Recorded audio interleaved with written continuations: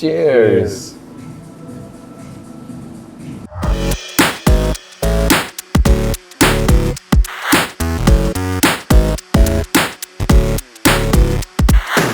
Nan, Babo Kabalen, welcome to Wherein Pampanga. Yes, for today's vlog, naghahanap ba kayo ng Instagrammable coffee shop dito sa Angeles City? And this is for you. Guys, we are at Orosa. Check out the food, the drinks, and the place that they prepared for us. If you wanna know more about this, samahan niyo po kami. So tara, let's go!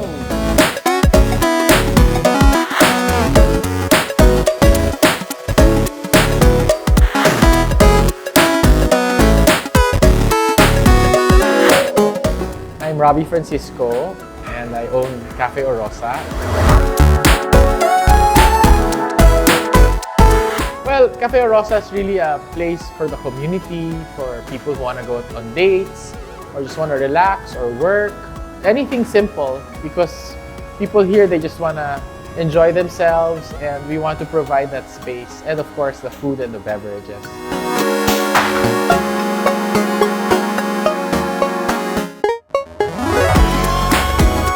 Well, for the drinks, for me, I like kasi my Spanish latte. But people here, they love the coffee jelly. And of course, we have our typical matcha lovers. So we really cater to a lot of people that have specific favorite. For the food, I'm really addicted to our sliders and our tapa and the rest, but that's really my personal favorite. I'm so proud of my tapa because also we get it from a special place. It's really, really good. So again guys, welcome to Orosa and nagpapasalamat po kami for gracing us this morning. And look at our table. Grabe, napaka-generous na naman ng ating host brother. Actually, napaka-simple lang ng mga food pero nakakatakam na sila. Yes. Actually, gutom na rin ako. Yes, actually nakakadagdag yung vibe ng lugar. Each portion or place has a different story, has a different angle, frame. Anyway, so speaking of Apple, eto po yung mga pagkain. These are the names of the dishes and the drinks that they served us.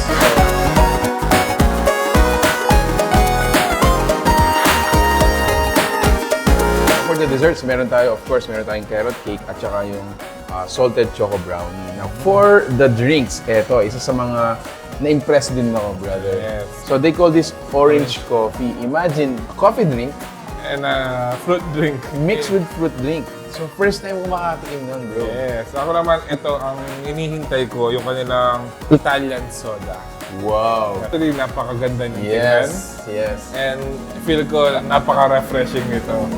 Okay, so more of their coffee drinks. Actually, meron tayong coffee jelly dito. They also have sea salt hot coffee, which is this one. And then meron tayong dirty horchata. Ito, it has a cinnamon on top. And then lastly, meron tayo ditong matcha over ice. Yeah. We're gonna enjoy this. And yeah, if you have any questions, leave them at the comment section.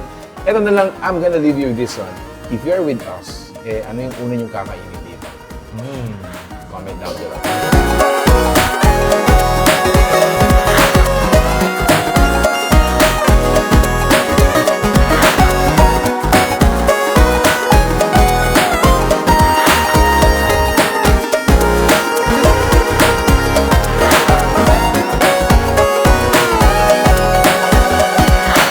Please come to Cafe Orosa. It's in Balibago, just near Wishing Well. And so we serve breakfast, lunch, dinner, snacks, coffee, and alcohol. We have really good cocktails as well, so please drop by. We're open from 8 a.m. to 12 midnight every day except Mondays. So, there you have it guys. Again, for our last treat, Yes. meron tayong mga desserts. And of course, we still have our coffee.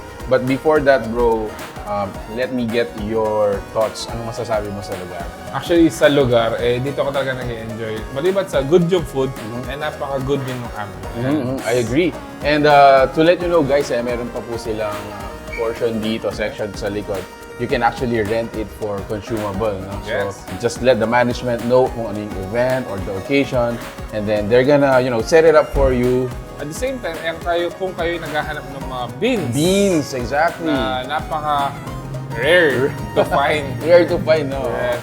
Actually, they have local beans as well as mga rare to find, sabi mo Yes. nga. So, Available po dito yan sa Orosa Cafe. yes. Go check them out. Just message po yung fan page we're gonna be including. in the description. Alright, so there you have it guys. If you like the food you saw in this video, please give it a thumbs up, share it with your friends, and we hope to see you here. So that's it. Thank you for watching. We're in Pampanga. Yeah. Until our next discovery. Peace out. Peace out. Unahin ko na to, bro.